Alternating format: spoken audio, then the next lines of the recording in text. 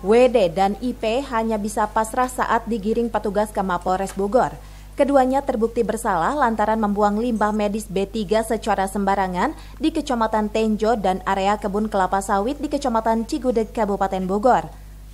Berdasarkan keterangan kepada petugas, pelaku sudah melakukan perbuatannya 3 kali dengan memperoleh imbalan sebesar Rp1 juta tiap sekali pembuangan. Dari 2 lokasi pembuangan, pelaku membuang limbah medis sebanyak 60 kantong plastik. Limbah tersebut diperoleh dari sebuah hotel yang dijadikan tempat isolasi penanganan pasien COVID-19 di daerah Tangerang. Penyelidikan kita dapati keterangan bahwasannya sampah ini didapat dari salah satu tempat atau hotel yang dijadikan tempat isolasi bagi OTG.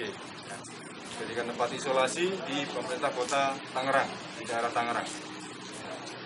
Hotel dengan inisial PPH ini ada kerjasama atau MOU dengan Pemkot Tangerang di 29 Desember 2020 sebagai tempat isolasi pasien COVID-19 di Kota Tangerang.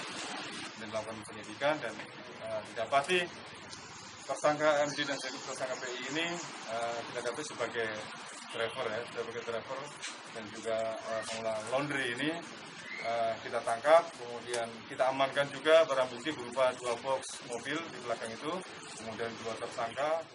Rencananya pihak kepolisian akan memanggil pihak hotel. Atas tindakannya ini, pelaku dijerat pasal berlapis tentang pengelolaan sampah dan perlindungan serta pengelolaan lingkungan hidup dengan hukuman penjara maksimal 10 tahun dan denda maksimal Rp5 miliar. Dari Cibinong, Kabupaten Bogor, Edi Junaidi melaporkan.